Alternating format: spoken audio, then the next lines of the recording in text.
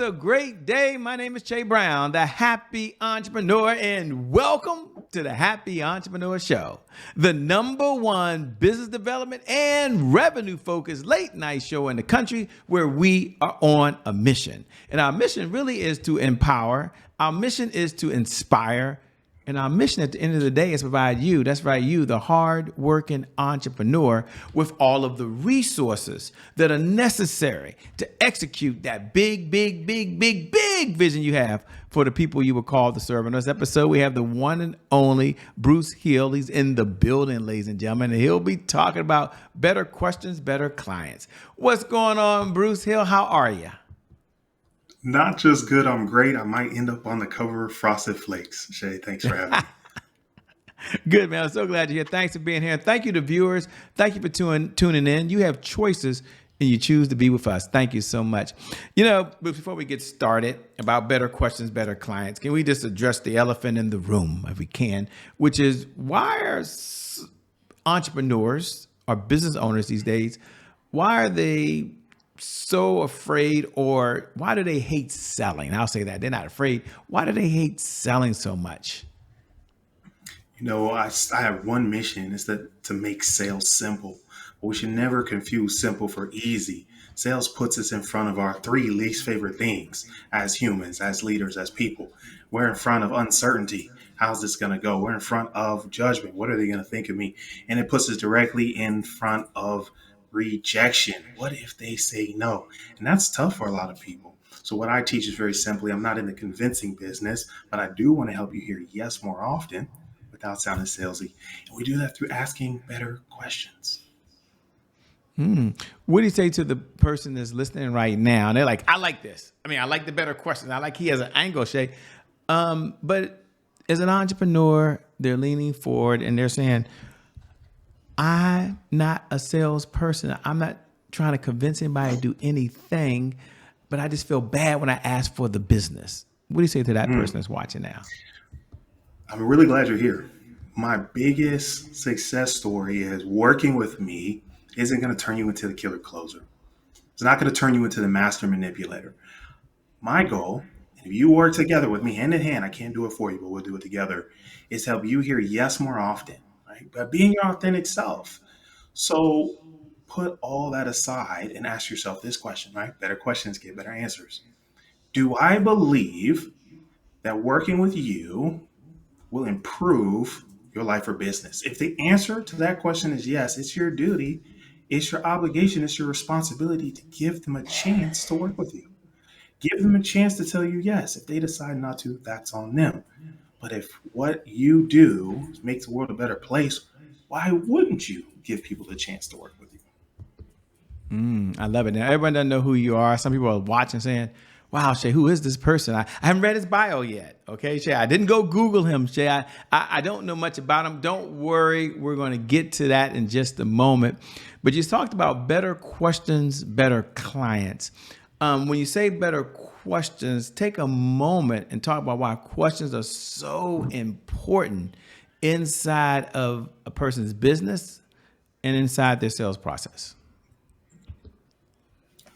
I figured out a long time ago that of all the skills you could learn that impact your life and business, whether it's leadership, confidence, communication, yes, confidence is a skill, that if I could teach you to ask better questions, not only will that help you make better decisions, it'll help you hire better, but it's going to help you have more conversations that turn into clients. And I actually developed this working with introverts because I said, if you ask all the questions, that means they do all the talking, you do all the listening, and everybody wins. And if you can listen, you can sell. So the questions help create a conversation. The conversations turn into clients. That's how I ended up with better questions, better clients. I love it, man. That when I saw it, just grabbed my attention. That was there. For those folks who are meeting you for the very first time and saying, Shay, I like what he's saying. Matter of fact, it's in harmony with what I want to do, Shay. I don't want to sound like a used car salesman. I want to be able to ask good questions. I want to be able to get better clients. Take a moment, because some people don't know you, man. As famous as you are all over the place, take a moment and tell them a little about who are you. And you know the question, what's your backstory? And what was that defining moment where you said, I'm raising my hand and I'm going to go help folks ask better questions so they can get better clients? So my name is Bruce Hill. I started New Skills, New You, where all great stories start. I got fired. Everybody says, "Oh, Bruce, what did you do?" They sold the vision of our company, so about 30 of us needed to look for work. And I realized if I worked harder, I would like that to show up in how much I earn. So I asked myself the question, what can I do if I work more, I earn more? If I do better than everyone else around me, I get paid better than everyone else. And my buddy told me that's sales. Now, real quick, if he had sold houses, maybe I'd be a realtor. If he sold insurance, maybe I'd be an insurance broker. Right? If he sold street pharmaceuticals, if you will, I might be dead or in jail. Thankfully, he sold cars. So guess what he told me to do? He said, "Hey, Bruce, go sell cars." And I'm thankful I picked a good company that was ethical, had good training, took care of their people and their clients. And they taught me the true goal of selling is to connect their need or want with the solution. That's it. It's not trying to trick them, coerce them, pressure them, push them, bully them, all those negative emotions we have around sales. I said, if you ask the right questions to understand what they need and want and understand what we have that matches that need and want, the rest is simple. And so that's where I learned to ask better questions. That's where I learned to make sales simple. And it was the most unexpected place from the most unexpected happenstance. But it all works out just the way it should. Yeah, I love it. And what do you enjoy most about what you're doing these days? I love the results. I love the people that take action. It's not magic. It doesn't work unless you do the work. And the folks that apply what I've learned and take my experiences, because I did it wrong a couple times before I figured out how to do it right. So I helped them get it right the first time. And when they put it into action, they say, "Bruce, guess what? It worked. I got the new client." I was like, "Well, how did it feel?" Man, it felt easy. And I love the stories. It keeps me going. It motivates me. It's fulfilling. It's exciting because that's really where I feel good about what I sell. Because I know if you do your part, I'll do mine. If you do your part, your life and business is better. That makes it all worth it. I sleep good at night, Shay. I sleep real good. I love it, by the way. I love it. And one of the things you have is you have this 4P framework. I know it's proprietary. Maybe you can give us a sneak preview. And the reason I want him to share that a little bit with you is that you understand that there's the better questions, but he also has a process. He also has a system that you can plug in. And we'll talk about for entrepreneurs, how it may be different for folks that are working a corporate job or working, I should say, as a salesperson for a company. But take a moment and talk a little bit about the 4Ps, man, the 4P framework that you have. Thank you for asking. So really excited. The next book is coming out. It's called, guess what? Better Questions, Better Clients. And I run my whole business off of just 4 questions. It's who can I serve with excellence? What's the promise? That's the outcome, the transformation, the result. How am I going to deliver on that promise consistently? Right? I want to be able to predict the outcome. And last but not least, how can I price it so it makes sense for the business and for the client? Not either or, it's got to be both. And so those 4 questions cover people, covers the promise, covers the process, and the pricing. So I talk about that in the book in more depth. So you don't need to go buy some expensive software. Maybe you don't need to implement artificial intelligence just yet. Those can be useful tools. You don't need to learn a complicated sales methodology. But if we can just start with asking better questions, we're going to spend less time. We're going to make less mistakes. We're going to make better decisions. And guess what? The business is going to grow as a result. So I just distilled all the things I learned the hard way so you can get it the easy way. I love that one of the passions you have is making it easier for other folks, making it easy. And when it's easy, then they may be more likely to implement it inside of their business. Let's take a moment, if we can, and talk to the new entrepreneur. For the person that's just getting started, been in business maybe less than 2 years, and they're listening right now and saying, wow, what advice would he give someone like me who now I'm doing this as an entrepreneur? And just so you know, a lot of our audience are dualpreneurs. They work a full-time job and they're full-time entrepreneurs. Shout out to you that are doing that, by the way. And they might be thinking, wow, what advice would he give someone like me that's in the first 2 years of business so I can have more focus on sales? What would you say to that person that's watching right now?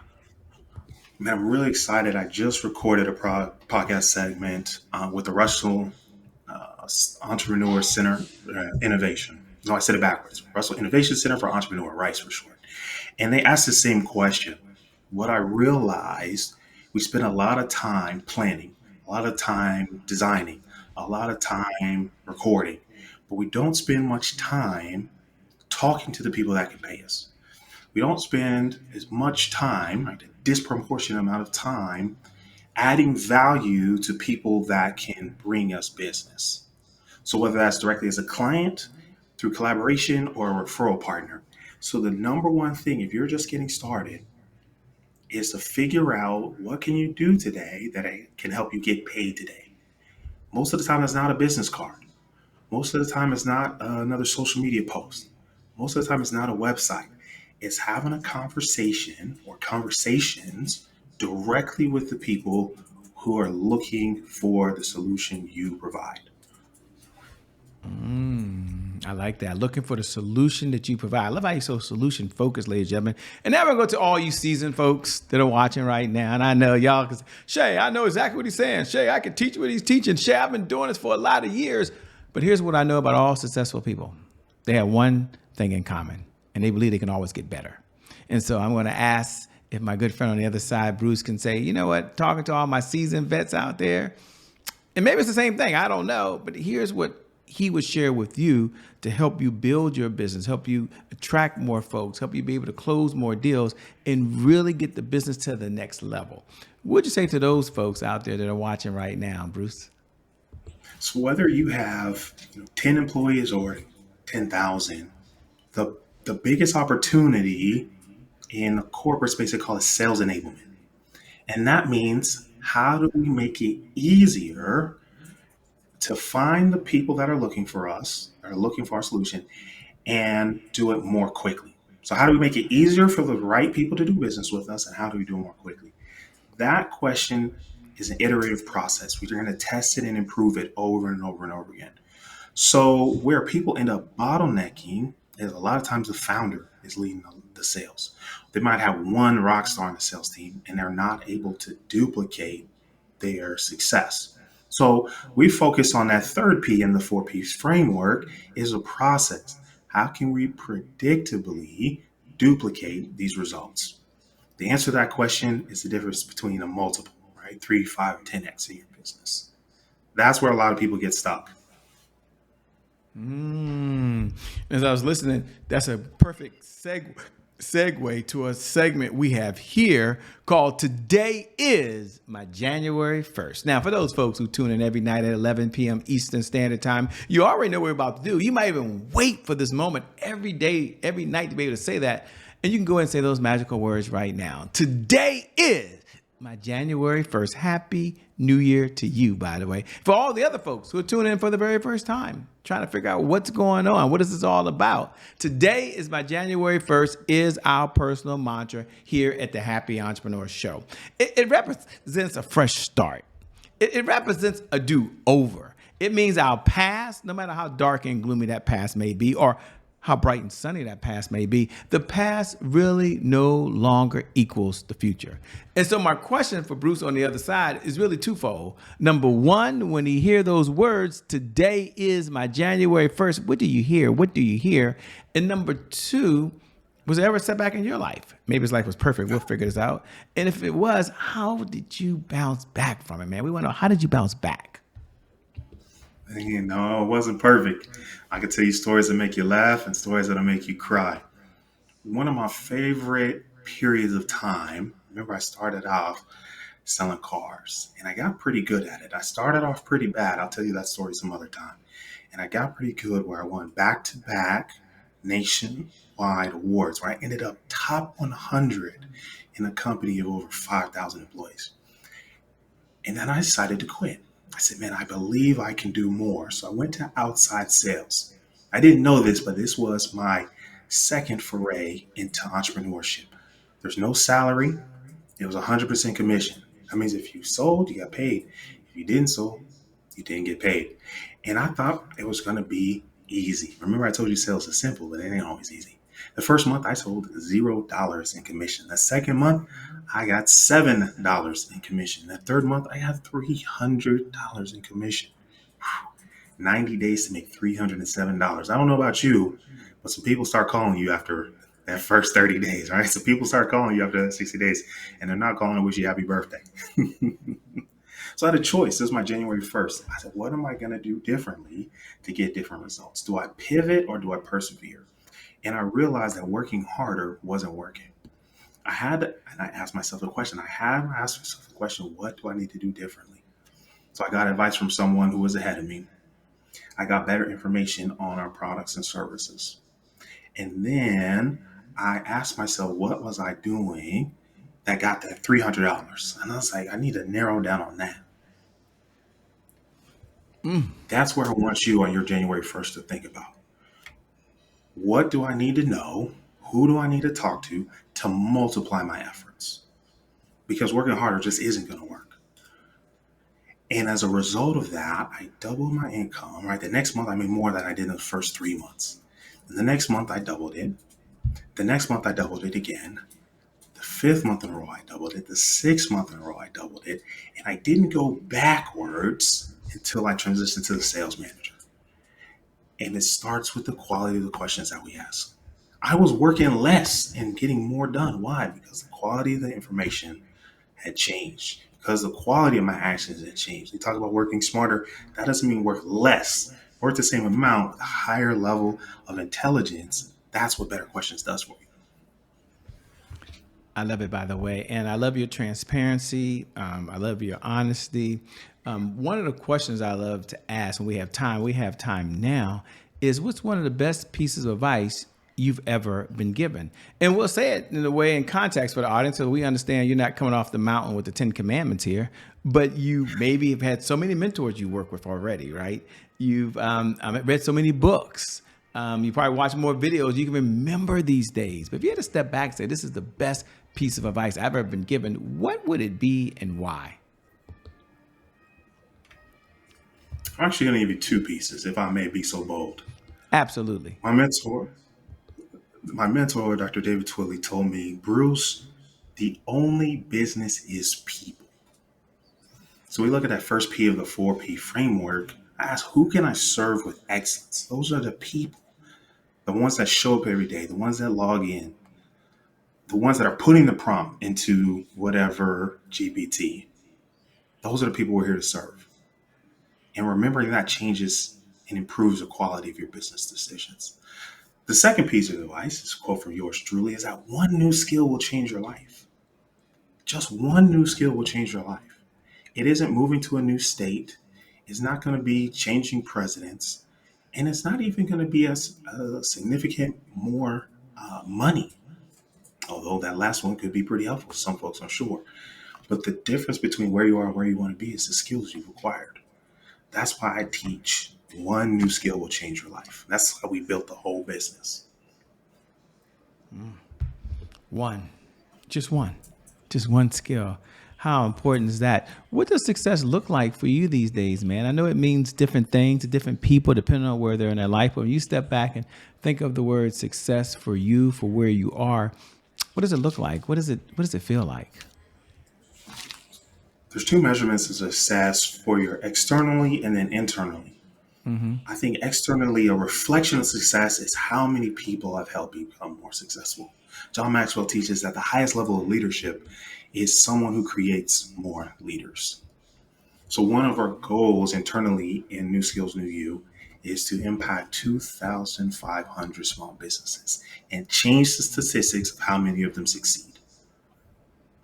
Internally, that looks like being able to look in the mirror, and if it's the last day I've been blessed with, I say, man, I did my best. That's it for me. That's what success looks like for me. Yeah, I love it, by the way. And as you go about this journey of helping other folks, for the person that's listening right now and they're leaning forward and saying, man, I love this. I love what I'm hearing. I'm all in. And they may be curious, is there a difference when they're selling face to face and asking questions versus selling like you and I are doing now through the power of these virtual lines? Maybe it's through a Zoom or maybe it's through a phone call. Are there any questions that you see that are different versus face to face versus doing it virtually? Because a lot of folks now are doing it virtually. That's an excellent question. How do we adjust for this international world we live in, where we can touch 10,000, 100,000 people for free, where not too long ago, right, we would have had to run an infomercial on TV. It could have been more difficult. The short answer to your question is no. The questions are going to remain the same because the people remain the same. How we talk to them is different.